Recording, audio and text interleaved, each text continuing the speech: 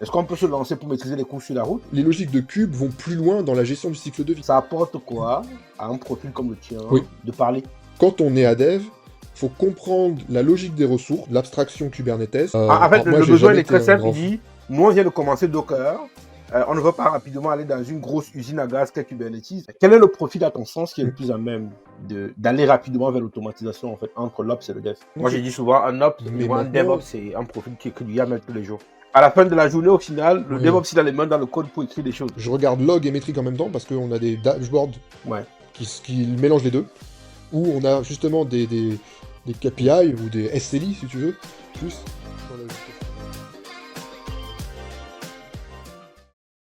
Ouais, moi, je voulais commencer par te demander d'abord, pour toi, c'est quoi le cloud en fait? Si on dit à monsieur, tout le monde qui regarde le cloud maintenant comme une sorte de... Moi, je mets ça grosso modo comme une sorte de mots-clés à avoir sous la main, comme on a l'IA aussi aujourd'hui. Pour toi, c'est quoi le cloud d'abord, tout simplement? En fait, je pense que quand on parle de cloud native, on a tendance à englober beaucoup de choses dedans, et ça devient plus un argument marketing qu'un vrai terme explicatif. Ouais. Parce que tout peut être cloud et rien peut être cloud presque. Je préfère l'expliquer surtout à ceux qui sont pas familiers avec ces notions-là, d'un point de vue historique, pour qu'ils comprennent le cheminement qui a amené à la façon maintenant de gérer les infrastructures. Il y a pas si longtemps que ça, mais en gros, c'était des machines physiques, concrètes, qu'on mettait dans des data centers, et surtout qu'on louait ou qu'on achetait pour des longs temps, sur des durées très longues. Mm. Ça obligeait à faire de la capacity, enfin du capacity planning, donc du CAPEX, des engagements financiers sur des longues périodes. Donc il fallait optimiser ça au maximum. Mm. Est arrivée la virtualisation, donc on était capable de mettre plein de petits systèmes dans ces systèmes plus gros, avec la possibilité de les allumer, les éteindre, en rajouter à la volée, etc. Et l'étape supplémentaire, ça a été d'être la capacité de piloter ça facilement via des API. Et le cloud, finalement, c'est que ça. C'est la capacité de piloter via API pour avoir des ressources, d'avoir une facturation de ces ressources non plus sur des longues durées, mais sur juste le temps d'utilisation, ou juste le stockage consommé, etc. Ce qui permet aux entreprises de ne pas s'engager sur des longues durées, comme j'ai dit, sur des gros volumes financiers dès le début, et surtout s'adapter à leur business, à leurs besoins. En fait, le cloud, c'est que ça. C'est la capacité d'avoir de la ressource rapidement et d'adapter sa taille à sa consommation. C'est juste ça. Après, il y a les technologies qui mettent ça en œuvre, mais Mm. globalement, c'est que ça. En fait, quand tu dis cloud, en gros, ça veut dire que tu dis à une entreprise, en gros, on vous permet de vous délester de toute la partie infra et Ouais. on vous met à disposition des services que vous pouvez louer, en fait, comme on louerait une voiture au quotidien et faire ses travaux, bien ses déplacements sans problème, quoi. Plus que louer la voiture, parce que si on loue la voiture, c'est nous-mêmes qui la conduisons, donc là, on est dans le cadre d'un platform as a service. Mm. Mais si on loue juste le déplacement, on est plus dans le cas, je vais pas donner de marque, mais juste d'un point A à un point B, on est plus cette logique-là encore. On est sur une couche de service. En fait, on loue du service, et sur toutes les assurances qui sont derrière. Ouais, Quand on loue, par exemple, un service de base de données, ouais. ce qui nous intéresse, c'est pas juste le fait d'avoir la base de données. C'est l'assurance qu'on ait les backups, qu'on est Ouais. capable de faire une restauration, qu'on est capable d'augmenter la taille des disques à chaud potentiellement, qu'on Mm. peut avoir de la redondance avec du multi-région. En fait, on achète le service et toutes les assurances qui sont autour de ce service. Ouais. Maintenant, si on achète du service et qu'on achète des assurances autour de ce service-là, moi, la question qui vient derrière rapidement, c'est de dire, est-ce que c'est un choix qu'une entreprise devrait faire aujourd'hui ou alors est-ce qu'on doit encore rester, comme tu disais au début, là, sur tout ce qui est achat de serveurs? À quel moment on dit, en gros, moi, je n'achète plus de serveurs et je bascule tout dans le cloud, en fait, quoi, tout simplement. Je me permets de t'interrompre 5 secondes pendant que tu regardes la vidéo. Déjà, merci de regarder la vidéo jusqu'à présent, en fait. Alors, j'ai sous les yeux les statistiques de YouTube qui disent que 70% de ceux qui regardent cette vidéo ne sont pas abonnés. Pourtant, tous ceux qui regardent cette vidéo veulent être développeurs ou DevOps ou bien augmenter toutes leurs connaissances, en fait, bien sûr. Tout ce que je peux te demander, c'est fais-moi une faveur, abonne-toi. Ça permet à d'autres personnes de profiter de cette vidéo gratuitement comme toi. Deuxième chose, chaque fois que tu t'abonnes, en fait, moi aussi, ça me motive à avoir un devoir moral envers toi pour pouvoir donc publier des vidéos assez régulières pour continuer à dire que ton abonnement vaut la peine. De plus, j'ai 2 bootcamps, un bootcamp pour développeurs et un bootcamp pour DevOps. Pour chacun des deux, le lien est dans la description en fait. Donc abonne-toi, surtout partage la vidéo à ceux qui sont autour de toi et d'avance, encore une fois, merci parce que ça m'aide beaucoup à progresser dans mon travail. On est reparti pour la vidéo? En fait, il va y avoir plusieurs cas de figure. Il y a un qui est souvent un peu... On en parle beaucoup, mais il y a les aspects réglementaires. Mm. Simplement, je suis une entité qui garde de la donnée médicale, avec D'accord. agrément HASDS par exemple. Bien évidemment que je vais tout faire pour ne pas mettre ça sur des machines, je sais pas où, qui vont être soumises à des Cloud Act, Patriot Act américain par exemple, ou à d'autres. Il y a cette souveraineté de la donnée, cette protection de la donnée qui sont à prendre en compte. Mm. Ensuite, quand on a des... quand on est très institutionnel, une mutuelle par exemple, on sait qu'une mutuelle ne va pas avoir une croissance à 2 chiffres. Elle va pas prendre 20% d'utilisateurs en plus tous les ans.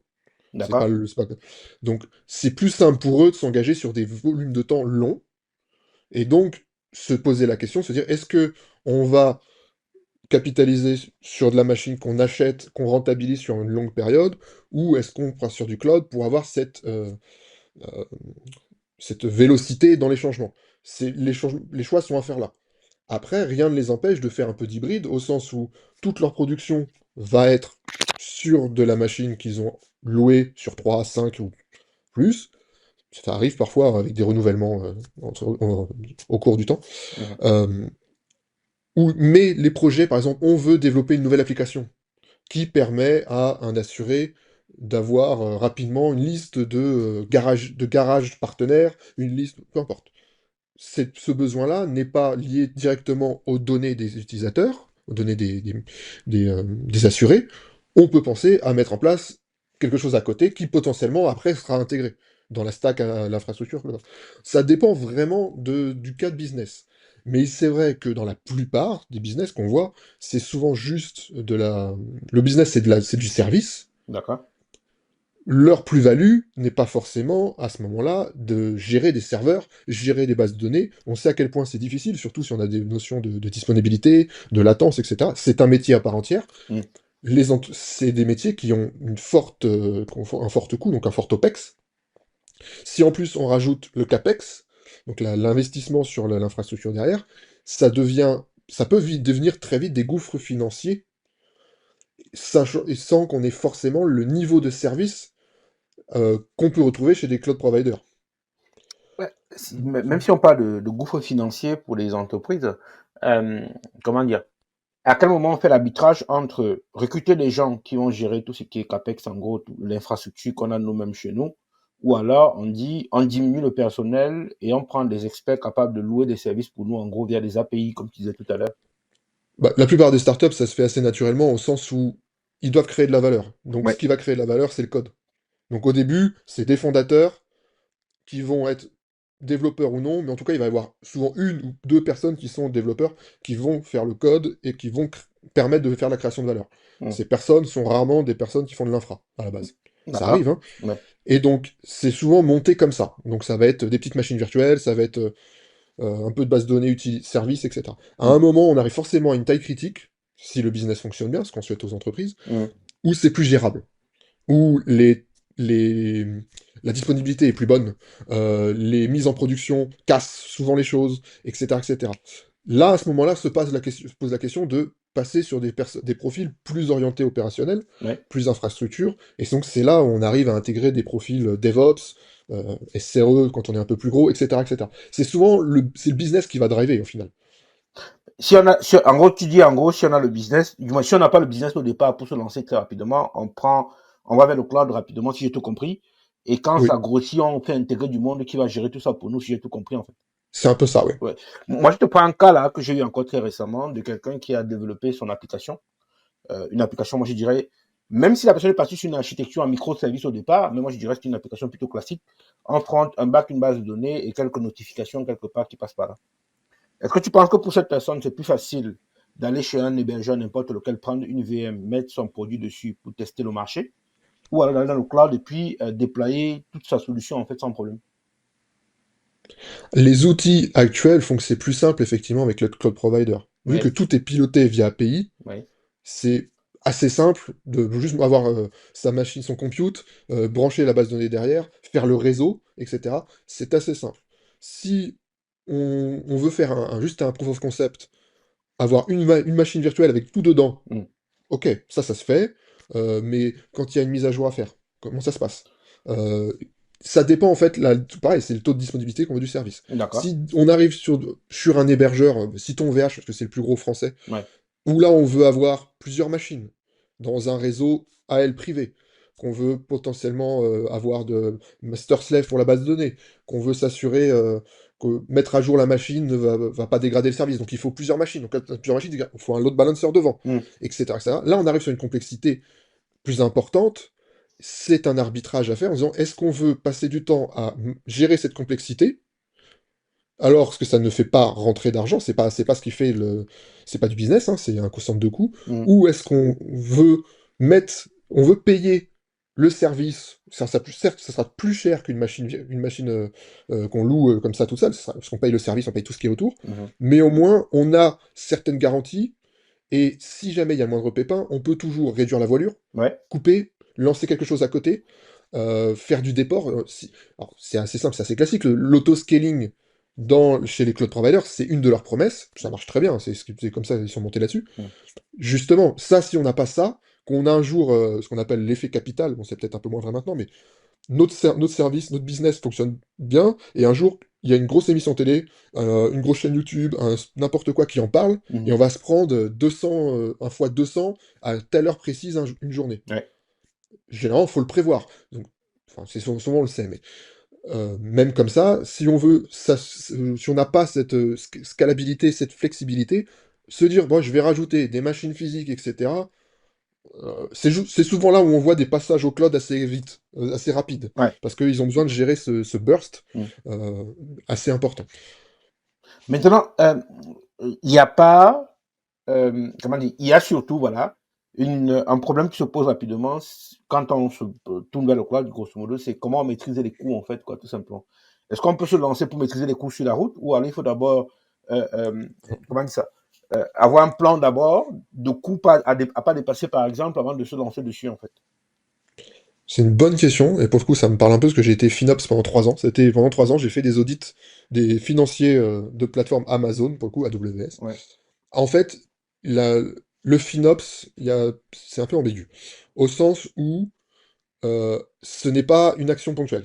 Faut dès le début, faut dès le début l'avoir en tête, qu'on fait pas n'importe quoi et qu'il faut regarder les choses. Faut pas aller trop loin dans le détail, surtout au début, sur telle version de CPU, ça coûte tant, ça devient trop compliqué. Par contre, faut l'intégrer dans la logique, et en fait, si on regarde un peu les bonnes pratiques avec le cloud, généralement, les bonnes pratiques à utiliser avec le cloud sont assez souvent déjà avec du FinOps dedans. D'accord. Le fait de mettre de l'autoscaling, ça permet effectivement d'absorber les charges en plus, mais ça permet aussi de réduire la voilure, faire du scaling, quand il y a moins de besoins. Mhm. Ça, c'est une bonne pratique. Euh, une bonne pratique aussi, alors ça c'est gérer ses images. Souvent, on va prendre l'image de base du cloud provider, Mhm. mais elles sont très très génériques. Ouais. Mais si on gère sa propre image, on la prend et on sait par exemple que j'ai une application Java. Java, c'est plus de la mémoire. Il y a des paramètres à mettre en œuvre. Si j'ai une application PHP, PHP, ça ouvre beaucoup beaucoup de fichiers.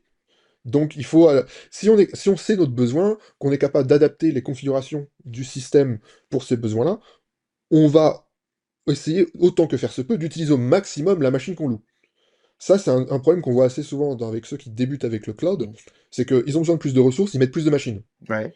Mais déjà, assurons-nous que ce qu'on utilise, on l'utilise vraiment autant qu'on utilise qu'on paye. Je disais mes clients quand j'auditais, si la machine elle est à 70% de CPU utilisée en permanence, c'est très bien. Si vous avez une petite marge de 30% en cas de charge supplémentaire, mais les 70% que vous utilisez là, ça veut dire que vous utilisez ce que vous payez. Oui, bien sûr. Voilà. Donc, voilà, c'est pour ça que c'est un peu le FinOps, il faut le prendre en compte. Après, effectivement, il y a dans tous les cloud providers des notions de budget, Mhm. des alertes à mettre en œuvre pour dire, bah, souvent les startups, elles savent quand même leur capacité bon, toutes les entreprises savent leur capacité euh, de dépenses, Ouais. d'avoir des rappels, avoir des petits, Voilà, ça se surveille, mais ça se fait pas une fois par trimestre. Il faut se mettre Alors, des je dirais alertes pas tous les régulières, jours, quoi. c'est ça, des alertes, au moins le regarder et avoir conscience des choses. Et un truc tout bête, alors ça, c'est pour le coup, c'est le côté pas malsain, mais danger du cloud, c'est cette flexibilité, cette capacité de piloter à peu près n'importe quoi avec l'API, de demander un peu n'importe quoi. Mhm. S- Surtout dans les petites structures où tout le monde a à peu près les droits partout, on peut très vite avoir des coûts comme ça qui explosent d'un coup parce que on a fait un test et on a oublié, ou on connaissait pas trop le service. Alors, je l'ai vu par exemple. Sur un coup, c'était Amazon, où le client avait voulu mettre en place sa propre autorité de certification avec le service Amazon. Oui. Et ça coûte très cher. Et il l'avait mis, il n'avait pas réussi à faire, il l'avait laissé dans un coin, sauf que ça coûtait très très cher par mois, quoi. Alors qu'il s'en servait même pas au final. Ouais. Euh, parce que ça demande quand même, au moment de nous donner une expertise, de comprendre ce qu'on fait. Moi, je te donne ma conviction, moi. Moi, je pense que pour aller dans le cloud, en fait, euh, à mon sens, pour aller bien dans le cloud, je mets bien le bien devant, il faut être une boîte qui n'a pas de problème de sous, en fait. Qu'est-ce que tu en penses? Alors, oui et non. C'est sûr que faut pas oublier que le cloud, on a tendance aussi à se focaliser les trois gros du marché. Ouais. Mais si on revient à la définition qui est juste avoir des ressources pilotables avec cette flexibilité, il y a d'autres acteurs qui parfois coûtent moins cher, qui ont moins de services au catalogue, qui peuvent en plus être réglementaires par rapport à RGPD, par rapport à la souveraineté des données.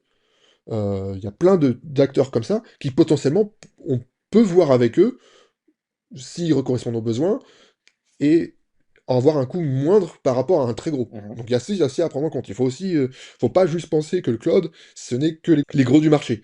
Même s'il y a aussi une chose à prendre en compte, c'est aussi un aspect FinOps. Quand on prend un gros du marché, c'est aussi un peu une assurance. Tout le monde le fait, donc c'est bien de l'avoir. Comme ça, si on pourra quelque part quand on est un manager, c'est ah bah on a choisi X ou Y parce que c'est ce qui fait, tout le monde fait ça dans le marché, donc on se dédouane. Ouais. Il y a un peu cet aspect-là aussi.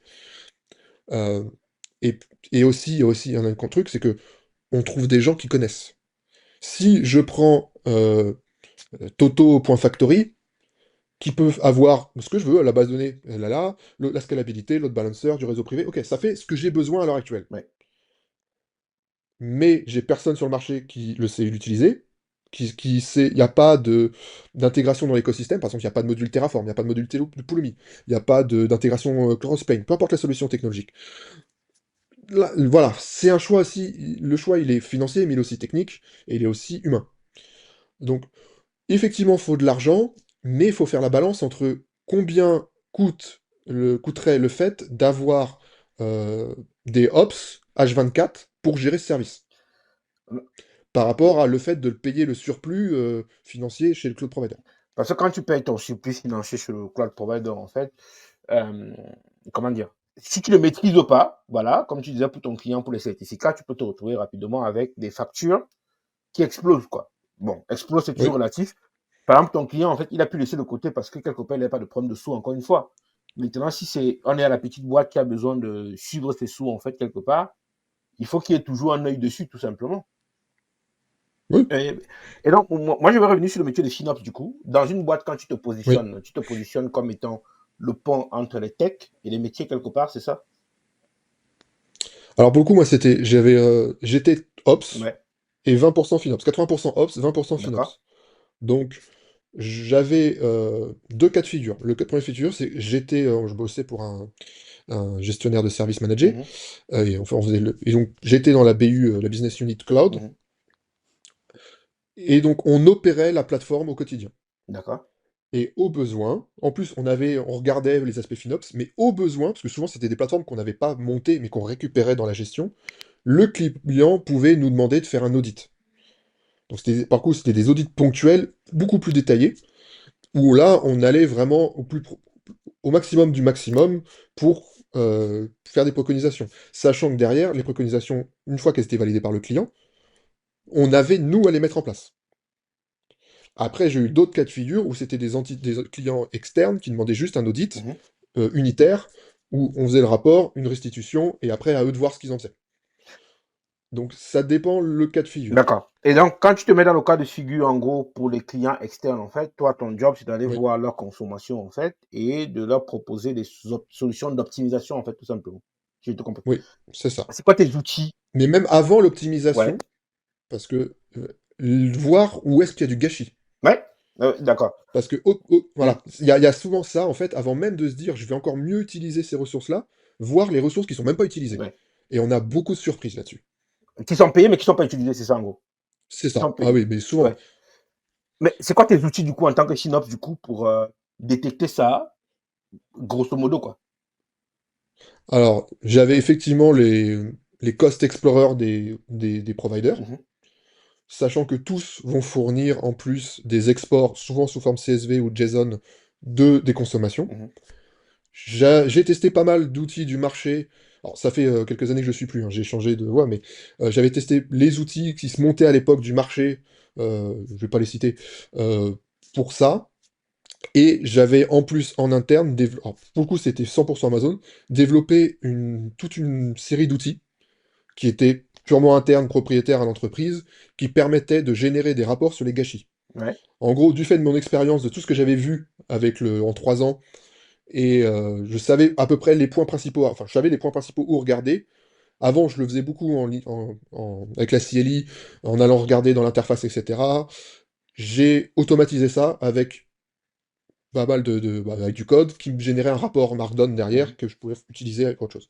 C'est comme ça que ça permettait aussi, quand nous, on mettait en place les solutions, de suivre après, au fil du temps, que ça se nettoyait. Tu as dit que tu voulais pas citer les outils du marché, moi, ça m'intéresse que tu les cites quand même pour que tous ceux qui passent par là voient, j'ai pas de problème là-dessus. Alors, je suis pas parce que vu que j'ai pas trop suivi cette branche-là, je sais pas quels ce sont qui sont encore en vie et qui sont Question encore. en vie, ouais. Voilà. Ah d'accord. Voilà. Donc C'est juste pour ah ça. d'accord. C'est pas pour la pub, c'est juste que. Alors, si vous voulez, j'ai été le premier certifié, bon, mais si c'est certification privée, de Cloud Health. D'accord, OK. Voilà, par exemple. Il y a longtemps, et on a fait beaucoup de travail. On a beaucoup travaillé ensemble pour les besoins, pour voir comment améliorer les choses. D'accord. Du coup, moi, ce qui m'intéresse maintenant là, c'est grosso modo ton profil technique, on va dire ça comme ça. Ouais. Si tu devais demander à quelqu'un qui est bac+5 ou qui se reconvertit dans le cloud, parce qu'avec le Covid, il y a beaucoup qui ont dit: «Moi, je vais aller vers le cloud pour me reconvertir», en fait. Ce serait quoi, grosso modo, la checklist à avoir sur son profil à la fin d'une formation ou bien d'une certification qu'on a eue? Alors, ça dépend vers quoi leur appétence. Est-ce que leur appétence, c'est faire du code? Mmh. Est-ce que c'est gérer des gens qui vont faire du code? Est-ce que c'est faire du test ou du test d'intrusion? Est-ce que c'est faire de l'automatisation? Est-ce que c'est gérer de l'infrastructure? Est-ce que c'est gérer de la supervision? En fait, ça va dépendre vraiment de l'appétence. Bon, moi, je partirais sur le premier, Euh, grosso modo, qui est de gérer, je partirais plutôt sur gérer l'infrastructure, parce qu'au final, le cloud, en gros, c'est l'infrastructure qu'on met à ta disposition que tu vas gérer via les API, et surtout automatiser ça. ouais. Alors, si on part vraiment sur la partie, on va dire, du Mm. cloud, il y a la base de base actuelle, effectivement, et c'est plus un sujet et c'est mainstream, c'est comprendre la logique des cloud providers. D'accord? Déjà, il faut savoir utiliser les cloud providers. Pas besoin d'aller dans le détail du détail, mais quand on en connaît un, on peut passer de l'un à l'autre plus ou moins facilement parce qu'on comprend la Mm. logique. Sans faire l'impasse, et ça pour le coup, des logiques un peu plus bas niveau qui sont les notions de Oui. réseau. Euh, voilà. Ça a tendance à un peu se perdre les connaissances de base du monde Unix, Linux, etc. Euh, à mon grand désarroi, mais euh, comprendre au moins ça. Voilà, c'est avoir ces bases-là. En gros, c'est avoir des bases Linux, remonter un peu sur les couches, le couche système, remonter un peu sur le réseau, et après voir la partie Est-ce cloud. qu'on peut faire le cloud Et effectivement. sans ces bases-là? Est-ce qu'on peut réussir sans ces bases? Alors on peut, On on peut, peut. ouais. Alors on Ouais. peut. On peut, je pense, parce qu'il y a tellement d'abstractions. Mm. Par contre, dès qu'on va avoir des problèmes de montée en charge, de scalabilité ou des incidents, je l'ai vu sur des juniors et même des un peu plus Mhm. seniors, ils arrivent assez vite aux limites de leurs connaissances parce qu'ils comprennent pas vraiment de manière sous-jacente ce qui se Ouais. passe. Typiquement, là, j'ai débugué avec un collègue il n'y a pas longtemps. Alors, on est sur du Mm. GCP, dans du Mm. Kubernetes, c'est du microservice avec du Node.js, Mm. etc. On avait une fuite mémoire, non pas dans Node.js, mais dans une librairie C bindée par Node.js pour gérer les connexions avec le broker Kafka. D'accord. Donc ça demande d'avoir quand même des connaissances Node, limite C, mais surtout système, parce qu'on est allé jusqu'à faire du STRAS, aller faire récupérer des infos au niveau kernel. Enfin, on est allé assez loin dans Mhm. l'analyse. Donc, mais c'est un cas particulier, mais c'est pour dire qu'on peut très vite se confronter à un mur quand on ne connaît que la surface des Ouais. choses. Faut pas devenir expert, sauf si c'est ce qu'on a par intérêt, mais s'ils vont vraiment faire ça. Donc au moins ces trucs-là. Après, Docker, c'est même pas censé être un sujet. Docker, c'est très simple à Mhm. utiliser, c'est censé être la base. Et maintenant, il y a le monde Cube. Effectivement, Cube, c'est pareil, surtout dans tout ce qui est managé. Je demande plus aux gens de savoir installer un Kubernetes. Je l'ai fait, je recommande pas. D'accord. C'est, j'ai pas de plus-value à l'heure actuelle de monter de zéro un Kubernetes avec des Ouais. VM. Ça peut se faire. Il y a des cas, j'ai des copains qui le font, je les salue d'ailleurs, Denis et Quentin, parce qu'ils ont des cas particuliers, c'est du SIRH, que c'est un OS immutable, enfin, il y a plein de logiques, et eux, ils le montent de zéro, mais tout est, après, quelque part, tout sera pilotable par Ouais. API. Donc on passe d'une attraction à une autre, c'est pas gênant. Après, il y a tout ce qui va être par-dessus, ça va être les couches d'automatisation. Ça, principalement, de déploiement dans Cube. Mhm. Voilà, c'est un truc que j'adore faire. Je trouve qu'il y a une montée de niveau grâce à Kubernetes, entre autres, des outils de déploiement. Alors, j'ai un gros chouchou, c'est Argo CD, par Mhm. exemple. Euh, Ça, c'est apprendre. Alors, surtout, alors, ça va dépendre. Si vous êtes un profil Ops, il faut le maîtriser sur le bout des doigts. Parce que vu que c'est lui qui va tout piloter, il faut savoir ce qu'il fait, comment il le fait, pour comprendre les Mhm. problématiques. Quand on est à dev, il faut comprendre la logique des ressources, l'abstraction Kubernetes, comprendre ce que ça fait, comprendre l'utilisation de base. Il n'y a pas besoin d'aller dans le détail. Mais l'avantage d'Argo CD, c'est son interface, c'est le fait qu'il met tout en avant et ça permet à des devs de s'y retrouver et de voir la logique des choses. Voilà. Si on arrive à ça, après, globalement, là, on a la couche principale qui permet de faire du cloud à peu près n'importe où en ce Mhm. moment. Il y a des subtilités, on va vers d'autres choses. Il y a les logiques d'utiliser des bases de données, etc. Mais généralement, ça va être des gens Ops qui vont fournir ça, et au final, c'est juste un endpoint et on se débrouille. Voilà. Voilà. Avec ça, tout début, je pense qu'on peut faire beaucoup, beaucoup, beaucoup de choses. Je pense que ça doit résoudre 90% des Ouais. cas, et les gens ne seront pas perdus. Ouais. Du coup, là, tu as parlé beaucoup de cube, en fait. Là, j'étais encore avec quelqu'un Ouais. très récemment qui me disait, moi, mon choix, c'est Docker Swarm. Qu'est-ce que tu réponds? Bah, il faut connaître le besoin. En fait, Alors moi, le j'ai besoin, il jamais est été très un simple. Il grand. dit, nous, on vient de commencer Docker. On ne veut pas rapidement aller dans une grosse usine à gaz qu'est Kubernetes. On veut monter progressivement et prendre d'abord Docker Swarm, qui est grosso modo de la même famille. Et donc, moi, je veux continuer dans ce sens-là, quoi. Bah, j'ai pas de problématique avec ça, en fait. Si ça répond à leurs Mhm. besoins, effectivement, ça demande moins d'opérationnel que Cube. D'accord. Pas de souci. Après, tout va voir comment, tout ça, ça va dépendre de comment ils vont évoluer aussi. Si ils veulent gérer des logiques avec du canary deployment, du rolling update de beaucoup de machines, parce que là, leur swarm, potentiellement, c'est 10 nœuds. Dis-nous. Ouais. Mais si à un moment, ils arrivent à 150, 200, 300 nœuds, on va plus être sur la même Mhm. logique.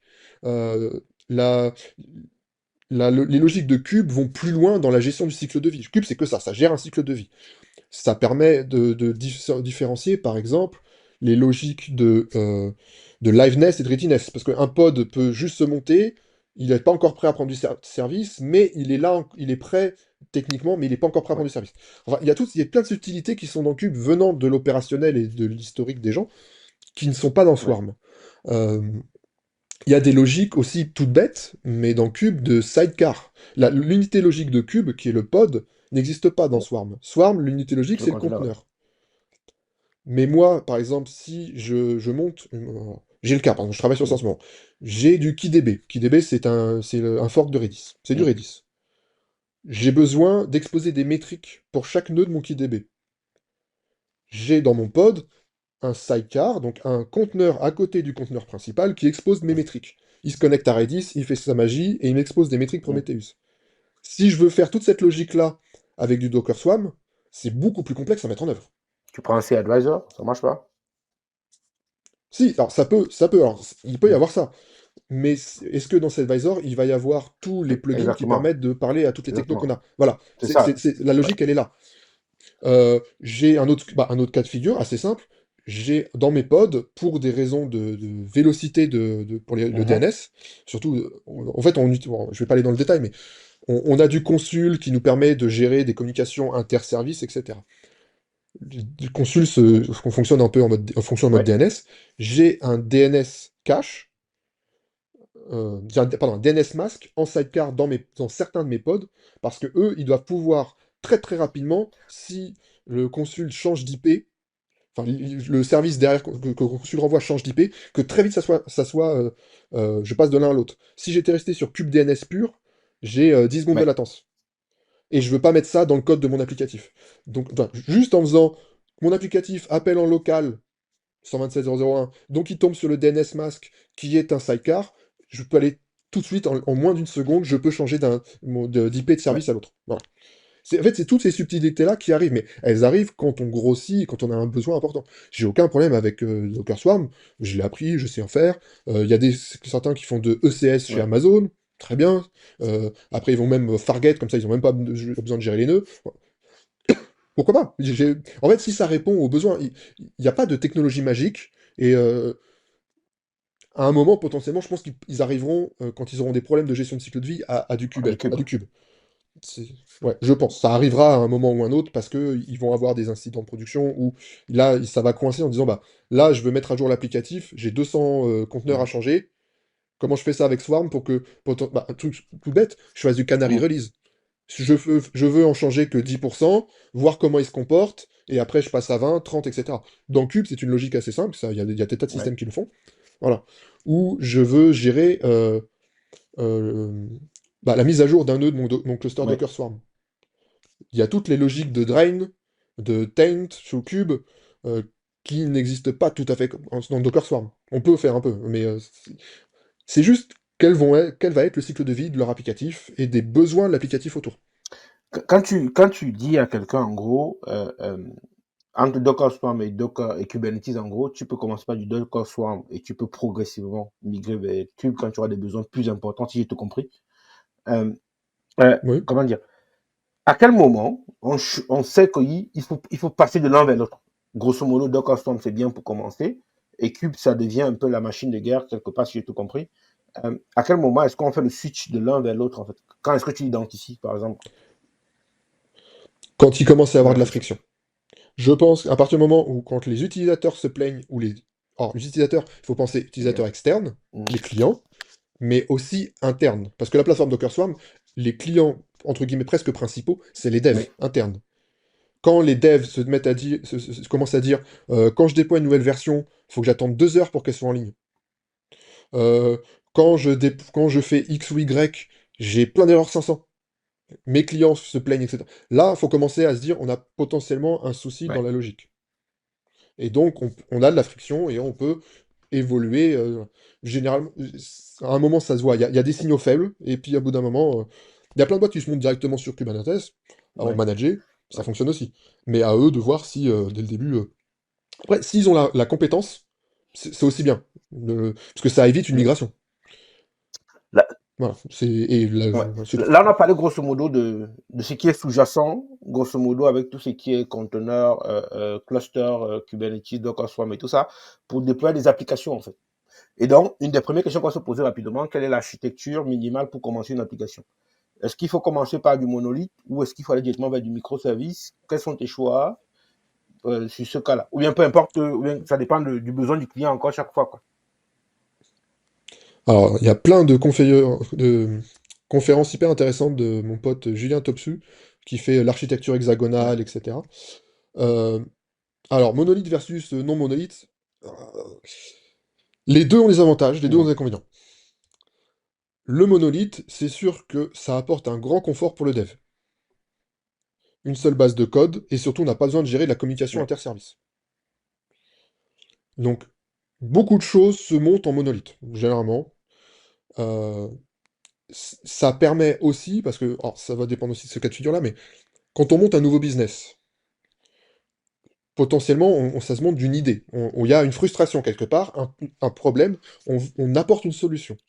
Cette solution, elle évolue dans le temps, elle est rarement, entre le début et 1, 2, 3 ans plus tard, elle est rarement la même. Le cœur peut être là, parce que l'idée pour régler le problème est là, mais on a rajouté plein de fonctionnalités, etc. Et généralement, avoir un monolithe, c'est plus simple pour ça, au début, parce que ça grandit de manière organique. Quand le monolithe fait qu'on a des images Docker de 2 gigas, ça devient un problème. Je vais pas citer des boîtes, des grosses licornes françaises qui ont ça, Mhm. mais j'en connais. Euh, pour plein de raisons. Le déploiement, rien que faire du test unitaire, ça devient très long parce que la base de code, elle est énorme.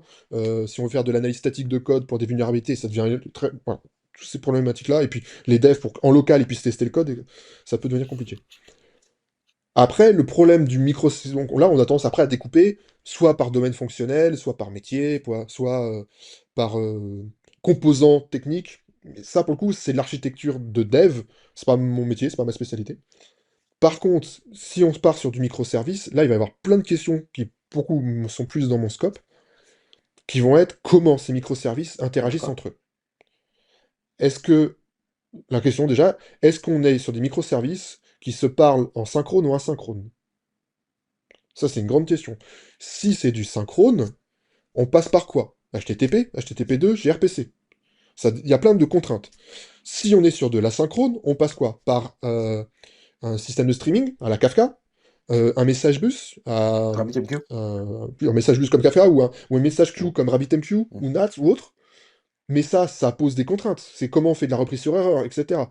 Euh, si mes microservices doivent s'appeler entre eux via une API, il faut des Ouais. contrats entre eux. Donc comment on va faire en sorte que on ait bah, est-ce qu'il s'appelle en direct? Est-ce qu'il passe par une API gateway? Est-ce qu'on veut un service mesh avec plus de sécurité pour isoler les services entre eux? En fait, ça va poser énormément de questions, et ça, pour le coup, c'est une discussion à avoir entre les devs et les ops pour savoir vers Est-ce quoi on qu'on peut va. faire une architecture en microservice sans privilégier, je vais bien privilégier une communication asynchrone entre les services?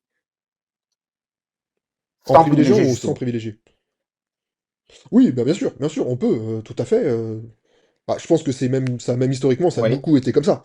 C'est, voilà, il y a pas de souci là-dessus, on peut le faire, mais pareil, à un moment ou à un autre, on va Ouais. avoir de la friction. Typiquement, alors, le cas d'usage assez simple, c'est quelqu'un s'inscrit sur le site. Est-ce qu'il a besoin d'attendre dans sa page de son navigateur pendant 30 secondes que en back-end, on ait fait toutes les vérifications, qu'on ait fait par exemple le resize de sa miniature, de sa personal Ils ont picture, photo de profil. de sa Ouais. photo de profil, voilà, photo de profil, etc., pour lui dire C'est c'est qu'on bon, t'es envoie la, inscrit. la notification par mail pour le coup d'activation. La notification par mail, etc. Voilà.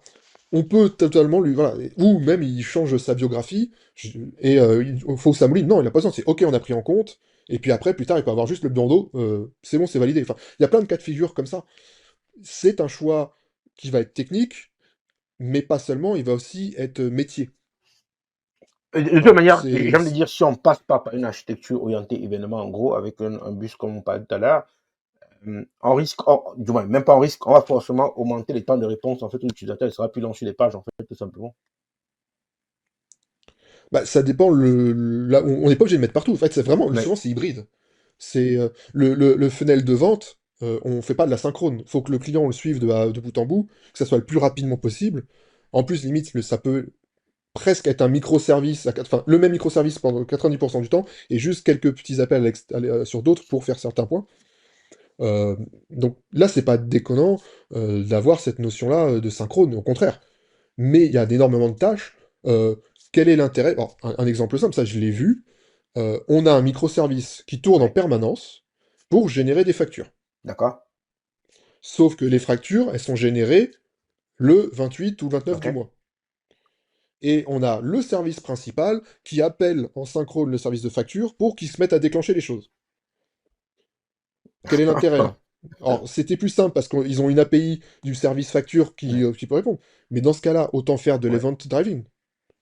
Voilà, ça on peut faire ce genre de choses. Si on a besoin un service qui va nettoyer les métadatas des Mhm. images qu'on upload, les données EXIF. Est-ce que c'est vraiment nécessaire que ça soit synchrone, ça? Effectivement, non. Effectivement, non, effectivement. Après, moi, j'ai souvent, comment on dit ça? Ce que j'ai l'impression de voir, du moins, ce que je vois souvent, c'est que quand on a commencé par le monolithe et quand on commence à désosser le monolithe en extrayant des services, en fait, on garde toujours une communication encore synchrone entre les éléments. Parce que souvent, dans les boîtes, il n'y a pas les compétences, en fait, pour faire la communication en synchrone entre les services, quoi. C'est pas tout le monde qui fait du Kafka ou du RabbitMQ, en fait, tout Oui, simplement, quoi. Le problème du synchrone, il n'est pas tellement Mm. sur le fait du synchrone. Le problème qu'il y a souvent, c'est le Oui. couplage. C'est plus ça qu'on arrive à avoir le service A qui appelle le service B, qui appelle le service C, qui appelle Mhm. le service A. C'est plus cette problématique-là qu'on va retrouver dans les aspects synchrones. Euh, et ça, c'est compliqué. C'est très compliqué. Ça gêne pour les déploiements, ça gêne pour tout, en fait, pour les évolutions, parce que bah, quand on a un couplage fort entre les services. Alors, généralement, pour le coup, c'est souvent que dans ces cas-là où de microservices, on va repartir sur pas du monolithe, mais sur du macrolithe. Voilà, c'est entre les deux. C'est souvent ça où on va se rendre compte que ah, mon domaine fonctionnel n'était pas bien Mhm. spécifié. Potentiellement, cette brique-là, je peux la réintégrer là et ça m'évite le couplage avec d'autres services. Ça, on peut le voir Ah oui, je aussi. vois ce que tu veux dire. Quand on a, toi tu es Ops en fait, moi je suis Dev en fait, disons ça comme ça, dans la même équipe. Mhm. Et donc on a parlé de cloud tout à l'heure, on a dit que dans le cloud en gros c'est beaucoup de l'automatisation en fait, tout simplement de la création des services ou de la gestion des services de manière globale. Quel est le profil à ton sens qui est le Mhm. plus à même d'aller rapidement vers l'automatisation en fait entre l'Ops et le Dev? Là je t'introduis sur les outils d'IAC Ah, en fait globalement, ou bien de CAC en fait quoi. alors, je pense, et je pourrais pas dire lequel profil, parce que c'est un peu différent. Le dev va va assez facilement aller vers D'accord. l'automatisation parce qu'il a déjà de base le dev en tête. Il sait faire du dev. L'automatisation, au bout d'un moment, le bash, le script shell, c'est mignon, mais on a vite aux limites. Donc, il faut arriver à quelque chose de plus costaud. C'est comme ça que j'en suis venu il y a 7-8 Ouais. ans à faire du Go. Voilà. Et donc, il va plus avoir cette appétence-là, c'est plus facilement. Alors que l'Ops, pour le coup, lui, il va avoir le côté, j'ai beaucoup de tâches répétitives. Et donc, l'automatiser, tout ça, ça va me faciliter la vie. Donc, je pense que, en fait, bah, la mouvance DevOps, c'est plutôt là où c'est pas vraiment un poste DevOps, mais euh, où là, on peut avoir une sorte de synchronicité, une convergence. C'est d'un côté ceux qui savent faire du dev, d'autres qui ont besoin de cette automatisation et cette répétition des actions avec Mhm. de l'idempotence, où on peut aller ensemble. Voilà, on peut. C'est plus simple. Mais la frontière, elle devient de plus en plus floue, justement parce que le cloud, parce que les outils cloud natifs, etc. Maintenant, je vois plus vraiment d'ops qui se font plus du tout de Ouais. dev. Alors, je dis pas de développer de zéro une application non Moi j'ai plus. dit souvent un Ops, Mais souvent un DevOps maintenant, c'est un profil qui écrit du YAML tous les jours, toute la journée. alors, c'est pas faux. C'est un gros raccourci que je Euh, fais, hein. Mais quand tu prends du Pulumi, tu prends oui, oui. de l'Ansible, tu prends du Docker Compose, tu fais du Kubernetes, tu es pas très loin, quoi. Oui, oui. Alors, Pulumi un peu moins que les autres. Mais oui, effectivement.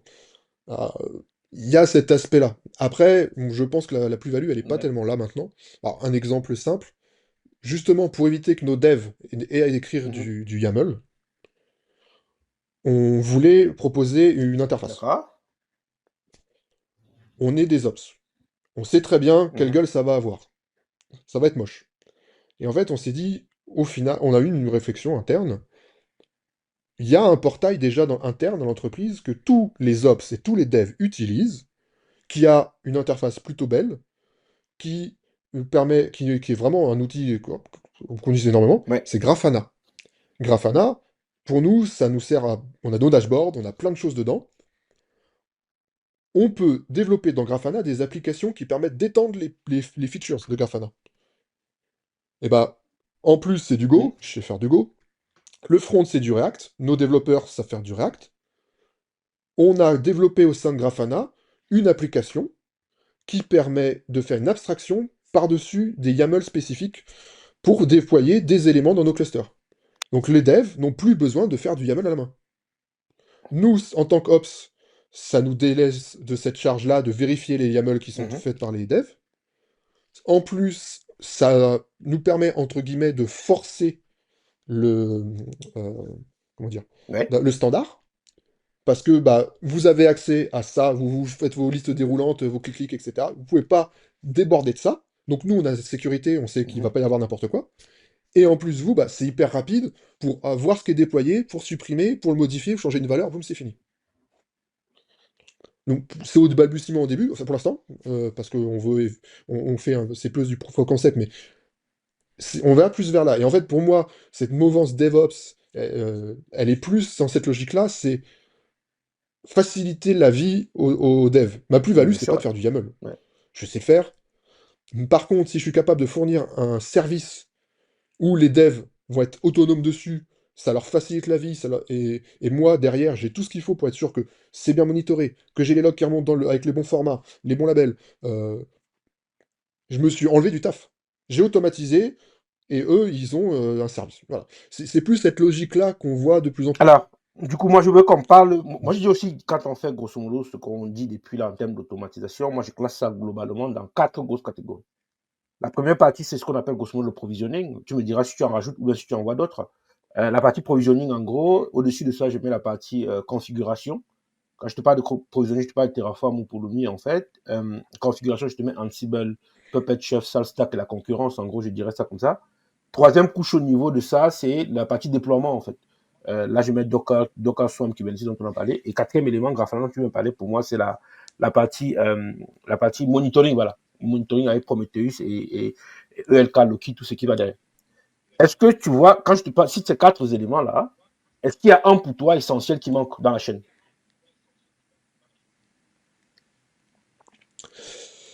Là, comme ça, je vois pas. Ah oui, oui. T'as parlé effectivement infrastructure, provisioning, etc. Mais il y en a. Alors, t'as parlé CD, mais t'as pas parlé de CI. Ouais. Effectivement, il n'y a pas CD, mais pas CI, Il effectivement. y Il y a a la cet partie aspect-là. déploiement, en fait, du premier des deux, effectivement. Ouais, Voilà, déploiement, il y a voilà, ces ouais, aspects-là bien qui sûr. sont pas à négliger. Surtout avec toutes les attaques supply chain qui fleurissent de partout en ce moment, c'est un gros sujet. Moi, je dirais, la partie CI, en fait, quelque part, l'objectif de cette partie-là, c'est de générer ton livrable. Ton livrable, grosso modo, un livrable de qualité. Oui. Voilà. Ça veut dire que je prends mon code, je l'analyse pour être sûr qu'il n'y a pas de problème dessus, en termes de sécu, en termes de qualité de code qui a été mis en place. Et à la fin, j'ai un livrable. Ça peut être un jar pour du Java ou un répertoire ou peu importe. Ou alors surtout une image Docker, en fait, quoi, en termes au bout de la chaîne. Est-ce que si je prends cette partie CI comme ça, quels sont les éléments les plus importants pour toi en fait? Parce que après, ce livrable se retrouve sur le serveur en fait au final, quoi, ou bien en production, et puis qui peut générer des failles, bien sûr. Alors pour le coup, j'ai un peu Ouais, retourné ta question. Je vais rebondir un peu avec celle qu'on parlait juste avant.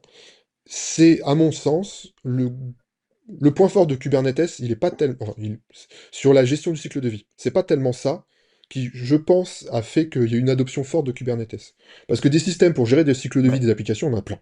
On en a fait plein. C'est le problème qu'on essaie de résoudre depuis le début de l'informatique, c'est comment gérer ça. Bref, tout ce qu'on fait, c'est à peu près ça.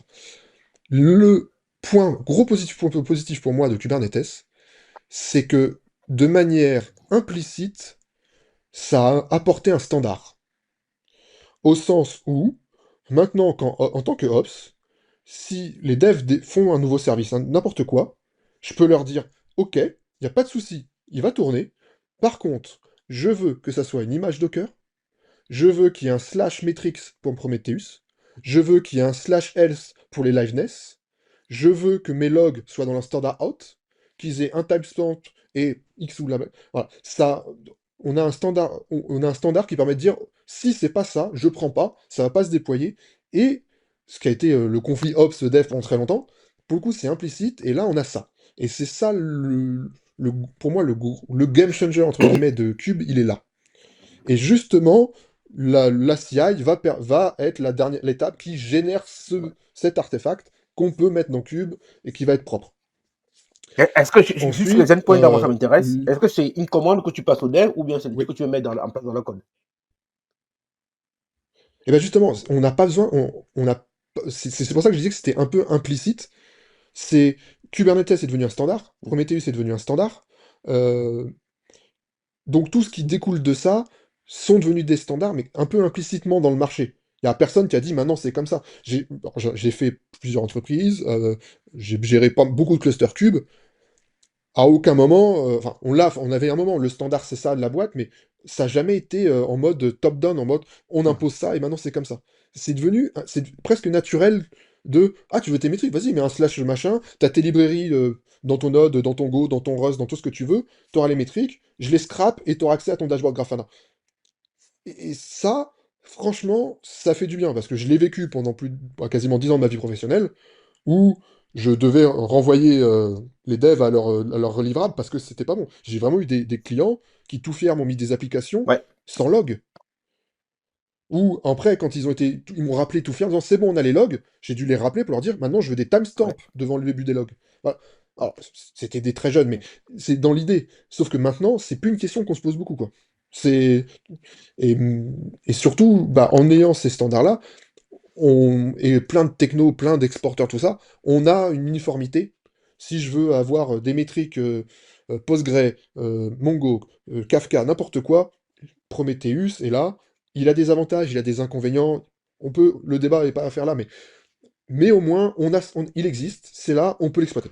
On peut utiliser, et ça fait un langage Tu parlais commun. de standard, tu parlais de Prometheus tout à l'heure. Moi, je vais te rajouter un troisième, là. Open Telemetry, qu'est-ce que tu en penses? Qu'est-ce que tu, Oui. est-ce que tu Ah, recommandes maintenant à tout le monde de mettre devant les métriques qui sont mises à disposition, devant les applications, voilà, un Open Telemetry, en fait, pour standardiser les choses pour un Prometheus derrière? alors, clairement, si vous avez déjà du Prometheus, le gain de passer vers OpenTelemetry, je pense, est assez limité. Ça demande beaucoup de temps de dev, et je suis pas sûr que vous ayez envie d'investir du temps de dev sur quelque chose qui n'apporte pas de la valeur D'accord? à vos utilisateurs finaux. Par contre, à côté, si vous montez des nouveaux services, ça peut être très intéressant. Pour moi, alors, j'en fais beaucoup pour le coup. Euh, J'en fais en mode j'exploite des données OpenTelemetry, j'en intègre dans du code, que ce soit des métriques ou des traces principalement. Mais c'est sûr que ce standard-là va être de plus en plus gros, de plus en plus important. Ça va permettre aussi d'éviter beaucoup Ouais. de vendor lock-in, parce que tout comprend Datadog, Dynatrace, mon ancienne entreprise 6D, tous se Mhm. mettent à ce standard-là. Donc ça permettra de pouvoir switcher d'un système à l'autre assez facilement. Et surtout, moi, le gros avantage que je vois dans OpenTelemetry, c'est la cohérence et la consistance entre log, Ouais. métrique et trace. Quand on a goûté au fait de pouvoir juste prendre dans un graph Grafana, juste une période de temps pour avoir les logs, de dire je veux les traces de cette période-là, qu'on arrive à tout dérouler, qu'on arrive à remonter, ah, je monte à ce service-là, boum, je repasse au log, et potentiellement à ces métriques, ça fait un gain de Mhm. temps hallucinant, euh, et ça permet de voir une vision de les choses, comment ça se passe, mais c'est un investissement à mettre en place, autant dans la mise en place que dans la gestion derrière. Nous, on a gros volume de logs, gros volume de traces, ça demande quand même derrière à avoir une capacité de gestion Moi, je dis et souvent que d'ingestion. le plus long, c'est le temps de mettre en place, en fait. Une fois que c'est mis en place, la maintenance n'est pas, ça change pas tous les matins, je pense. Non? Non, non. Non, non, non.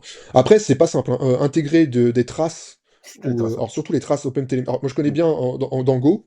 euh, C'est une logique mentale, une gymnastique assez particulière, hein, entre toutes les logiques de service, de receiver, etc., de Mhm. comprendre comment ça fonctionne. Ouais, Mais c'est ça pas a si son simple. intérêt, en gros, pour maintenir le système debout, en gros, on va Oui, dire ça ouais, comme ouais, ça, quoi. clairement. Ben, en plus, l'avantage d'un standard, c'est que bah, tous les outils se branchent, mais si on prend du Grafana, on a énormément de dashboards de la communauté. C'est-à-dire que vous n'avez même pas forcément besoin d'investir du temps en interne Mhm. pour faire des dashboards, pour faire des alertes. Vous l'avez déjà, la Énormément, ouais. communauté en fournit énormément. Vous prenez, vous adaptez à deux, trois trucs, et puis c'est bon, quoi. Tout ça, c'est pour qu'on ait un système qui soit résilient au final, qui soit up, quasiment H24, j'ai envie de dire ça comme ça. Euh, Est-ce qu'on y arrive Oui. facilement? C'est quoi les pièges à éviter, en fait, quoi, si on veut avoir une solution résiliente?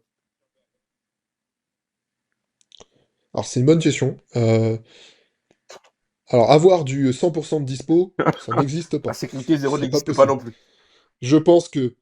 voilà. Je pense que même si on se part et qu'on met tout en place, rien que la Ouais. panne Cloudflare de la semaine dernière Ça, c'est un montre que élément c'est externe. compliqué. Ouais. Voilà. Après, là, on va partir. La complexité là, dans ce sujet-là, elle est plus tellement Mhm. technique, à mon sens. Elle est contractuelle et donc juridique. On va mettre tout en place d'un point de vue technique pour limiter les incidents, ou du moins les limiter, mais au moins pour limiter leur impact. On a toutes ces notions SRE, d'erreur budget, etc. Mais les défaillances, ça se cumule, enfin ça se multiplie entre elles. Donc même si j'ai un load balancer 99-99, derrière mon nœud fait 99-99, mon load balancer out of turn, etc. Enfin, bref, ou euh, peu importe, le réseau, hein, cumulé, on Oui. n'arrêtera pas à 99-99, on sera à Ouais. 99-97, ou 95, etc. Donc c'est très très compliqué. Donc c'est quelle est la tolérance qu'on a vis-à-vis de ça? Et là, c'est du contractuel, du juridique. C'est surtout quand on gère un service en face. euh, voilà, et puis même à côté de ça, alors, pour l'avoir vécu, si on prend un taux de disponibilité, Ouais. qui le mesure? On le mesure de l'externe, on le mesure de l'interne, on le mesure de combien d'endpoints? Est-ce qu'on fait une moyenne, un maximum, un percentile, un quantile? Et même à côté de ça, la granularité, on mesure toutes les 30 secondes, toutes les 10 secondes, et au bout de combien de sondes en Ouais. KO on considère que c'est KO? Voilà. Tout ça, c'est ces notions juridiques qui vont après, en remontant la chaîne, impliquer des éléments techniques. Mais globalement, le standard du marché, c'est 99-95 hein, quand même. Voilà. Donc, c'est très très difficile à dire. C'est sûr que si je prends alors, un truc tout bête, hein. Si je suis un site d'e-commerce, si j'ai 99-95, donc 42 minutes d'indispo par mois, ça peut être beaucoup, mais c'est le maximum du maximum. À la limite, c'est gênant, c'est perturbant. Si on fait tout pour pas que ça arrive au moment des soldes, au moment des Black Friday, etc., très bien.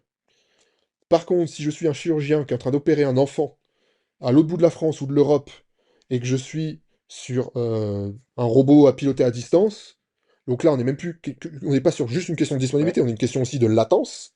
Effectivement, là, on va mettre en place d'autres éléments. On va tripler, on va passer par 3 fibres noires différentes pour être sûr. Enfin, il y a plein de choses à mettre en. Mais c'est une question de coût. C'est pour ça qu'on est aussi dans le juridique. Voilà. Là, pour le coup, moi, je suis prêt à payer Mhm. pour qu'on ait ça pour l'opération. Si je peux pas acheter ma paire de chaussettes sur le e-commerce, c'est pas grave. Bien sûr. Je peux attendre 5 minutes. Voilà. Donc, voilà. La question, elle est là. Elle est plus tellement technique, en fait. La technique, c'est rarement un problème globalement, surtout dans l'informatique. On trouvera toujours quelque chose. Mais après, c'est des problèmes plus d'humain, d'organisation Bien sûr. et de Bien monnaie, sûr. hein, d'argent, hein. Tu as abordé un terme là, comment je veux qu'on aille dessus, c'est grosso modo SRE. C'est quoi la principale différence que tu fais d'abord Oui. en définissant grosso modo le rôle de SRE au quotidien avec un DevOps au final? Parce qu'au final, il y a beaucoup cette confusion entre c'est quoi SRE et un DevOps au final, quoi. Bah, il y a une confusion déjà parce que DevOps à la base, c'était pas Moi un je dis, métier. on dit c'est pas un métier, c'était une C'était philosophie, mais Voilà. à la fin de la journée, au final, le Ouais. DevOps il a les mains dans le code pour écrire des choses, quoi. Oui, bah justement, il a les mains dans le code. Ouais, Il peut avoir les mains dans le code applicatif. ouais, Le SRE n'aura pas les mains dans le code applicatif. Alors pour le coup, moi, je suis un peu ambigu parce que je suis ouais. staff DevOps slash C'est SRE. ça. Donc je suis un peu entre les deux. Voilà. Mais le SRE, ça, c'est globalement ce qu'on appelait des ops avant, ou des infras, quoi. C'est s'assurer des performances de la plateforme, que ça soit au niveau de disponibilité, de latence, avec le suivi des indicateurs, et que le service est disponible pour les autres équipes. Le DevOps, lui, va être plus effectivement sur un peu plus d'accompagnement au niveau des devs, avec tous ces aspects, on parlait d'open télémétrie, ça demande quand même des connaissances sur les métriques, ça demande de comprendre ce qu'on fait avec. Le DevOps, ce sera lui qui va être justement le pivot entre l'intégration techniquement du back-end de stockage, du Grafana, etc., des dashboards, et l'intégration dans le code pour expliquer et voir avec les devs quels sont les prérequis, quels sont les besoins. Ça m'arrive assez régulièrement d'expliquer comment fonctionne la métrique CPU de Prometheus. Parce qu'on a tendance à comprendre ça comme un pourcentage, mais c'est pas du tout ça. C'est un cycle, c'est un temps, la métrique CPU. Pourquoi? Donc ça demande à comprendre comment fonctionne un CPU dans la logique Linux, dans le kernel, avec le kernel, etc. Et donc on explique, voilà, c'est plus cet aspect-là, il est vraiment entre les deux. Après, bon, qu'on fasse la confusion, ça me dérange pas. C'est Surtout ça, maintenant, ouais. on a rajouté Platform Engineer, qui sont globalement plus Ouais. les architectes qu'on avait avant. Donc, Donc bon, on va dire, pour simplifier, on a le platform engineer qui build la plateforme, le SRE qui la maintient, et le DevOps qui explique aux devs comment exploiter la C'est quoi plateforme les bien sûr. métriques de chacun dans ce cas, du coup? C'est du gros smile. Ouais, ou bien les KPI de Les chacun, en fait, métriques, quoi. euh, alors, ça va dépendre. Alors là, pour le coup, pour les SRE, ça va souvent être quand même... il va y avoir les KPI très D'accord. techniques, taux de dispo de la plateforme. Voilà. temps de résolution des incidents. Ça peut être alors, c'est toute logique, on a la D'accord. logique qu'on appelle les Dora Metrics. Voilà, c'est ça. Alors, il y en a 4. C'est le temps entre la première ligne de code et le moment où c'est déployé en prod pour les clients. Donc là-dedans, il y a plein d'étapes. Il y a le développement, les tests, le packaging pour la CI, le déploiement lui-même, les rollings, etc., etc. Euh, Ça, pour le coup, il y a des éléments qui sont SRE, des éléments qui sont plus dev ou DevOps. Il y a le temps de résolution des incidents. Ça, bah, c'est plus effectivement SRE, même si les devs peuvent être dans la boucle, parce que pour le coup, Mhm. des incidents peuvent être liés à du code. On a le pourcentage d'échecs liés à des mises en production. Ça, c'est pareil, ça peut être des échecs liés au code, mais ça peut aussi lié à des éléments dans le scope de SRE. Et la quatrième, je sais plus. Comme ça, bref. Même quand tu as tout ça, en fait, il Et faut toujours suivre ces alertes, du moins, ces KPI là pour lever les alertes, en fait, tout simplement, on va dire ça comme ça. Et donc, oui. l'alerting, Alors, ça lève pas des alertes en soi. Enfin, d'accord? ça va pas déclencher l'astreinte. Oui, C'est pas ce type d'alerte-là. Ça va lever des alertes sur le fait oui. que le service se Sur la qualité du dégrade service. au global. Mm. Et donc, on a des soucis. Et donc, c'est là où, au total, on parlait au tout début de ton client qui fait du Docker Mhm. Swarm. Si tu suis ces éléments-là, et que tu vois que ces indicateurs commencent à partir en vrille, Ouais. c'est là où tu as cette friction-là. En fait, c'est ces indicateurs-là qui peuvent te Mm. dire, ah, potentiellement, on a un souci. Ou un truc tout bête, tes devs commencent à se plaindre grandement que, putain, quand je mets un... Oui. Pardon, je fais des gros mots, désolé. Quand Vas-y. je, quand je mets en production, putain, je dois attendre 20 Ouais. minutes avant que mon code y soit là. Non, ou je dois, dans ma CI, là, les runners, le temps qu'ils se déclenchent, qu'ils jouent les jobs, qu'ils fassent tout, et je dois attendre, allez, 10 minutes avant que ma pull request C'est elle ça. passe en vert pour que je puisse merger. Voilà, c'est toutes ces frictions-là où là on peut se dire, ah, il va y avoir des problématiques. Donc, ça peut être juste les SRE qui vont dire, bah, on va corriger ça, ou on va aller sur d'autres types de plateformes, et là, tu peux avoir ton plateforme engineer qui dit, bon, le Swarm, ça va partir, parce que selon nous, il faut qu'on passe sur du cube, avec les bases de données managées ou non, enfin, etc., etc. Et là, on va rentrer dans une autre logique. Pour finir sur la question des KPI, les devs, à mon sens, il y a ces KPI-là qui doivent suivre, mais surtout, Mhm. ils ont des KPI business. Il faut faire en sorte que les devs soient intégrés dans la logique des KPI business. Je m'en fiche, même après toute la boîte, mais on s'en fiche de savoir que le CPU il est à 8% et il a 22, à la limite. Par contre, savoir que j'ai perdu 15% par rapport à hier sur mon tunnel Ça, de ouais. vente, Ça, c'est crucial. ça c'est crucial. Après, on a toutes les métriques techniques qui vont nous permettre de dire où est le problème, où est la route cause. Mais intégrer ça, nous, on a des tas de métriques comme ça en interne. On a du live, on a des métriques de combien j'ai de personnes qui streament, combien j'ai de personnes qui regardent les streams, j'ai la user acquisition par rapport au nombre d'utilisateurs courants. Enfin, tout ça, on a plein de métriques Mhm. business, les devs ont le nez dessus. Et le code va pouvoir, va aussi pouvoir générer ces métriques-là, entre guillemets. Après, Savoir, impliquer les devs, en fait, grosso modo, euh, c'est toute voilà. la logique voulue aussi autour de la philosophie du DevOps et même de l'agilité. En fait, l'idée, c'est que tout le monde soit Bien sûr, ait la même information au même moment, on va dire ça comme ça, quoi, tout simplement. Ça permet en gros de partager comment ça, oui. les objectifs, les challenges pour tout le monde, en fait, pour que chacun soit impliqué dans le projet, je veux dire.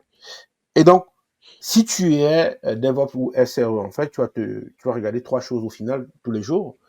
Tes logs, tes métriques et tes traces, on va dire ça comme ça, comme on a commencé à en parler tout à l'heure. Tu commences par lequel, toi? Si tu as un problème, si tu as une alerte qui t'arrive. Alors, les Ouais, traces, c'est plutôt pour l'analyse. Mais au quotidien, pour le coup, je regarde log et métrique en même temps parce qu'on a des dashboards ouais. qui mélangent les deux, où on a justement des Mhm. KPI ou des SLI, si tu veux, plus dans la logique SRE, qui sont très spécifiques, très précis, et qui, D'accord. juste en un coup d'œil, je sais où on en est. On a aussi un dashboard qui remonte des alertes de plein de sources, qui nous permet de voir à l'instant T s'il y en a des soucis. Il remonte les alertes, que ce soit des alertes critiques qui lèvent l'astreinte, qui déclenchent l'astreinte en pleine nuit ou en journée, ou des alertes mineures qui sont des signaux faibles, Mhm. voire des informations. Voilà, on a ce dashboard-là qui nous permet aussi de voir si j'ai une alerte X ou Y, par exemple, j'en sais rien, tel service a redémarré. Dans mon dashboard, je vois Ah, je sais, c'est parce que GCP a préempté la machine, il a récupéré la machine, donc ce service, il a redémarré sur un autre nœud. Ok, je suis au courant. Bon, on a ce genre de choses-là. Ça, c'est ce qu'on a au quotidien. Après, quand on a des soucis, des alertes, ou qu'on doit faire de l'analyse, effectivement, là, on a d'autres dashboards avec des métriques bien détaillées, on a des logs, on a les traces, on fouille tout. Enfin, globalement, là-dessus, c'est assez classique, quoi. On n'a pas... Il y a une notion là, du moins, il y a un truc qui m'intéresse sur ton profil maintenant. Ça, c'est hors de tes quotidiens de tes entreprises. C'est que tu es un speaker, en fait. Ça apporte quoi à un profil comme le tien Oui. de parler, du moins d'aller dans les confs et puis, comment on dit ça? Partager ce qu'il sait faire en gros. Alors, déjà, Vas-y. peut-être que j'explique comment j'en suis venu là. Alors, j'ai fait, comme j'ai dit, Ops, FinOps, SRE, voilà, principalement dans ma carrière. J'ai, à côté de ça, pendant très longtemps, enfin je suis toujours, j'ai développé des logiciels open source, j'ai fait de la maintenance, les logiciels ont grossi, et j'ai, au bout d'un moment, fait de faire ces logiciels, d'aider la communauté autour de ces logiciels, Ouais. on m'a proposé d'en parler. Et j'ai comme ça que j'ai mis un pied dans C'est qu'on vient te dans le chercher fait ou de bien donner c'est des toi qui vas talks. dire, moi j'ai des sujets sur lesquels je veux parler? D'accord. Au tout début, on est venu me chercher. On est venu me chercher, et après, l'entreprise qui avait créé le logiciel pour lequel je faisais de la maintenance cherchait un développeur advocate, donc ils sont venus me chercher, et je suis devenu développeur advocate pour eux pendant 3 ans. Et là, pour le coup, on venait me chercher, et je postulais à des événements, Mhm. principalement pour parler de ce logiciel-là, ou de tout ce qu'il y a autour. Et j'ai fait ça pendant 3 ans, et donc ce que ça m'a apporté, bah, en fait, je m'en suis plus rendu compte là, depuis quelques mois, j'ai repris de faire de la prod, SRE, DevOps, c'est que j'étais avant très très orienté infra. Ma Mhm. vision, elle passait par l'infra. Bien sûr, j'avais la notion service, le client final, etc. Mais là, en ayant beaucoup plus été au sein d'équipes avec échanger avec des devs, avec des DevOps, des SRE, des platform engineers, d'avoir échangé sur plein de typologies de clients, de taille d'entreprise, de besoins, j'ai beaucoup plus d'appétence sur tout ce qu'on appelle la developer experience. Et c'est plus mon rôle actuellement, maintenant, c'est de justement repérer toutes ces petites frictions, trouver des solutions, en discuter avec les gens, voir les besoins, pour améliorer cette développeur expérience. Et je pense qu'avoir été speaker, ça m'a... Enfin, Mhm. c'est surtout les rencontres que j'ai fait grâce à ça.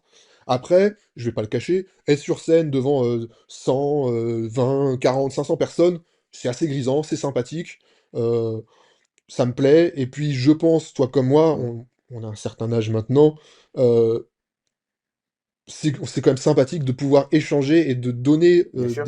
des connaissances, nos expériences, et le donner à d'autres. Ma plus-value, c'est pas de garder ça. C'est pas grave.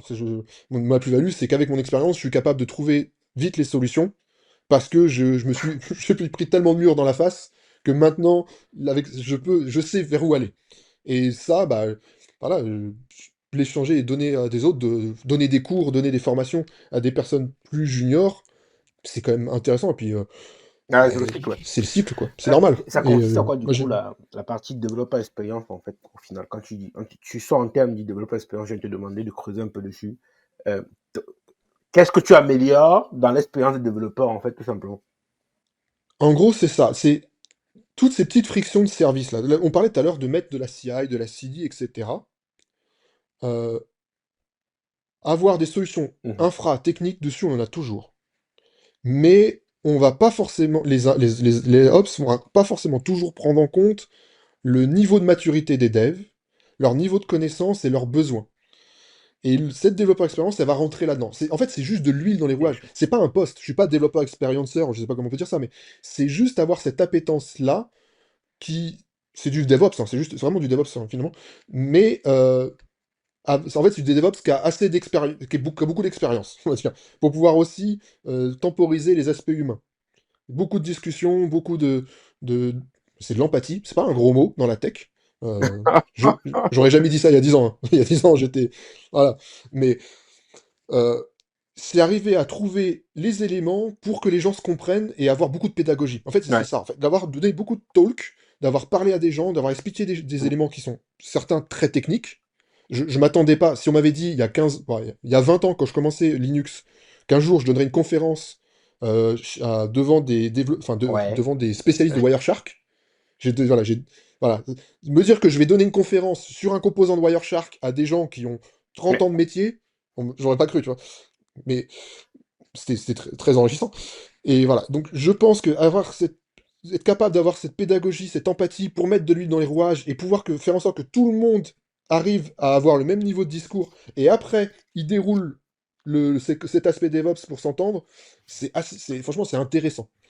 Et ça permet aussi avec les expériences mhm, tu peux développer un petit truc, tu vois. Tu développes un petit composant, un truc tout simple qui peut ouais. faciliter par exemple l'onboarding d'un nouveau développeur. Tu vois, c'est tous ces petits trucs-là, tu vois. C'est du sucre, c'est pour aider la médecine à couler, comme dit Mary Poppins. C'est pour avoir une référence encore plus vieille que nous. Voilà. Je vais t'amener, là, pour finir tout doucement encore, là, sur comment on devient un ambassadeur CNCF en gros. Ah, c'est une bonne question. Il Mhm, y a plusieurs voies. Moi, j'ai la voie un peu hybride, encore une fois. En gros, il y a la voie qui va être plus, je sais pas, on va dire un gros mot, marketing. Au sens où on va être très impliqué dans un projet de la CNCF, du landscape, au niveau de la formation sur ce projet-là, de la mhm, documentation, de l'évangélisme autour de ce projet-là. Ce que je faisais en tant que développeur advocate. Et il y a aussi la composante, parce qu'ils le prennent en compte, quand on est mainteneur d'un des projets. Un mainteneur, c'est souvent quelqu'un qui peut être aussi un ambassadeur, parce qu'il n'y a pas mieux qu'un mainteneur pour mhm, connaître le projet en interne. D'ailleurs, sur ça, ils se basent sur ce qu'ils appellent le DevStat. Si ça t'intéresse, je pourrais t'envoyer le lien, mais en gros, ils prennent tous les projets de la CNCF, ils ont tous les commits de tout le monde, et en fonction de ça, ils vont te donner un score. Si tu as beaucoup fait d'actions, alors pas que les commits, si tu as créé des issues, si tu as répondu dans des issues, si tu as répondu dans des pull requests, créé des pull requests, enfin, etc., etc., pas que le code aussi, hein, sur les sites de la documentation. Enfin, ils prennent tout ça en compte, ça te donne un score, et sans ce score est élevé, ils considèrent que tu peux être un ambassadeur intéressant parce que tu connais bien un projet. Donc moi j'avais ces deux composantes-là, au sens où je faisais des conférences sur le projet, et en même temps j'étais mainteneur. Donc j'ai un DevStat assez intéressant d'un point de vue... Et donc j'ai postulé il y a presque d'accord. 3 ans maintenant, et ils m'ont accepté. Donc je parlais à la CNCF, donc quand je donne des talks, je mets mon petit badge SNCF, je explique ce que c'est que la CNCF, etc. J'ai accompagné des entreprises, enfin pas des entreprises, pardon, des projets qui voulaient Mhm, rentrer dans le landscape mhm, de la CNCF, donc dans la sandbox. Coucou aux copains de Microx. Voilà, je leur ai dit, bah voilà, si vous voulez rentrer là-dedans, les prérequis c'est ça. Les étapes d'après, que moi j'ai connues parce que notre projet est des graduated. Euh, c'est ça après, etc. Problématiques ont été là, on s'est cassé les dents là, etc. Voilà. Bon, c'est de l'accompagnement, c'est de la discussion avec les gens, c'est du réseautage, voilà, c'est pour dire aux gens, c'est Et c'est de l'évangélisme classique. dans ces projets-là, quels sont pour toi les top projets ou bien dans quelle direction on va avec quels sont les meilleurs projets qui sont là ou bien qui vont venir assez rapidement à ton sens? Ah, alors, j'avoue, j'ai plein de projets en tête disant SNCF, mais je sais plus forcément à quel niveau ils sont. C'est sûr que ceux qui sont au niveau graduated, il y a qui sont maintenant des standards. Bon, forcément, il y a Ouais. Prometheus, mais OpenTelemetry est en train de prendre la Mhm, place, comme on l'a dit. Il y a Kubernetes. Euh, il y a, ouais. moi j'aime beaucoup, beaucoup Kyverno, que c'est un emission controller. Euh, Qu'est-ce qu'il y a d'autre? Enfin, comme ça, je l'ai plus en tête. D'accord. Je vais le citer parce que bah, Ouais. je suis mainteneur, hein. Falco pour la sécurité. Cilium pour le réseau. C'est un très bon CNI dans Cube. Qu'est-ce qu'il y a d'autre? Je pense J'avoue, que là, comme ça, moi j'attendais toujours justement Argo CD, voilà. Argo Bon, moi CD, j'allais Argo dire CD moi Flux. mon Voilà, top pardon. 3 dans les trois que tu as donné justement, il y a OpenTelemetry qui est encore, j'avais dit, c'est l'un des, à mon sens, l'un des projets qui grimpe assez rapidement, je dirais ça comme ça, avec une bonne adoption par les équipes et les entreprises.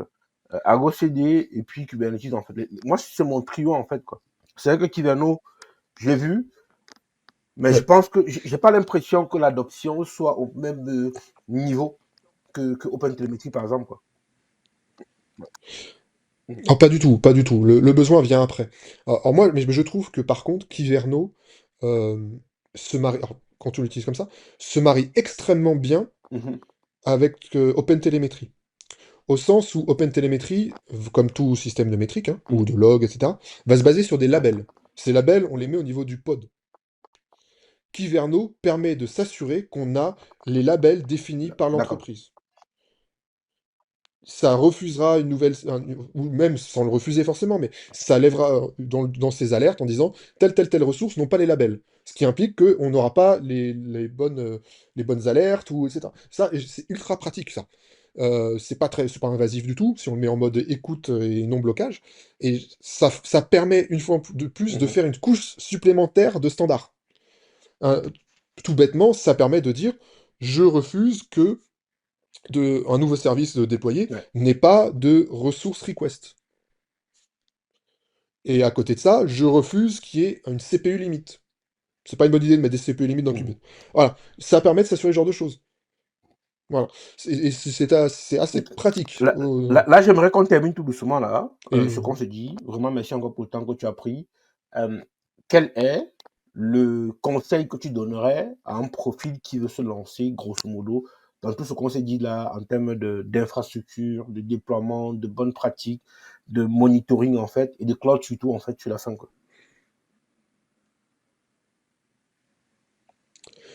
euh, mon conseil, c'est il y a des tas de cours, des tas de propositions, Hubson Kubernetes, Hubson DevOps, etc. Tout là-dedans, ok, vous pouvez vous plonger là-dedans, en fonction de vos appétences, tester un peu tout, picorer là-dedans, et ça va sédimenter un peu à un moment ou à un autre dans l'esprit, Mm. mais surtout l'intérêt, c'est qu'il faut quand même comprendre les liens. Par contre, n'oubliez pas les basiques. N'oubliez pas ce que, même si on parle de code, de Kubernetes, etc., dessous, il y a un système Unix, Linux souvent. N'oubliez pas ces basiques-là. Ayez quand même des bases Linux, réseau, système. Gardez, voilà, sans devenir des experts, etc. Au moins, ayez cette curiosité-là de comprendre comment Ouais. ça fonctionne sous ces couches d'abstraction. Voilà. Ayez voilà, le modèle OSI, c'est un truc basique, mais ayez au moins une petite Les idée 7 en des même temps ou différentes bien couches. juste Parce que on est les en, 3 premières, ça suffit?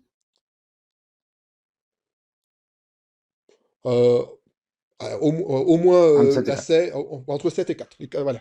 Donc, les 4 premiers. Voilà, voilà, voilà. En tout, basse niveau, c'est pas forcément très intéressant. Mais ça peut, hein, ça peut. Il peut y avoir des cas particuliers. Mais par exemple, si Ouais. on descend d'une couche, on va parler du MTU, etc. On peut avoir ces cas-là. Maintenant, c'est tellement. Les code providers, ils gèrent tout. Donc, voilà. Mais au moins comprendre cette logique, ces logiques-là, parce qu'en comprenant au moins les couches 4 et 7, donc applicatif et TCP/IP, applicatif, on va comprendre toutes les notions de firewall, de WAF, euh, euh, les logiques de load balancing, etc. Et avec la couche TCP en dessous, on pourra comprendre les couches réseau, comprendre ce que c'est qu'un peu du peering, ce que c'est que du routage, juste à grosse maille, parce qu'il y a tellement d'abstractions dans les cloud providers qu'au Mhm. final, ça devient des mots un peu dénués de leur sens. Voilà. Parce qu'on peut avoir le cas, on peut monter tout ce qu'on veut, la plus belle architecture en cloud avec toute la logique, le meilleur du mieux du monde. J'ai fait ça par exemple pour une entité, un système financier. Mais à un moment ou à un autre, il Ouais. faut se connecter à la DGFIP ou à une autre banque. Ouais. Et là, on passe sur du VPN à l'ancienne. Et donc, il faut comprendre comment ça fonctionne pour pouvoir se connecter avec eux Exactement. qui, Ouais. potentiellement en face, c'est de la X400. Bon, j'exagère. Mais voilà. Donc, voilà, il faut avoir quand même à un moment ou un Thomas, autre merci. ces logiques-là. Thomas, merci Voilà, mon pour conseil, ton c'est heure. n'oubliez pas ça. J'espère que Bah, merci à toi il y pour a pas une question l'invitation. que j'ai oublié de te poser. Sinon, je te laisse me dire laquelle tu pensais, toi. Euh, Là, comme ça, non, j'ai pas. Je pense qu'on a eu Il n'y a rapidement pas de tout. problème. Mais après, s'il y a Très besoin, bien. on en fait un numéro 2. Merci beaucoup. Pas de souci. Avec plaisir. Bah, merci à toi en tout cas.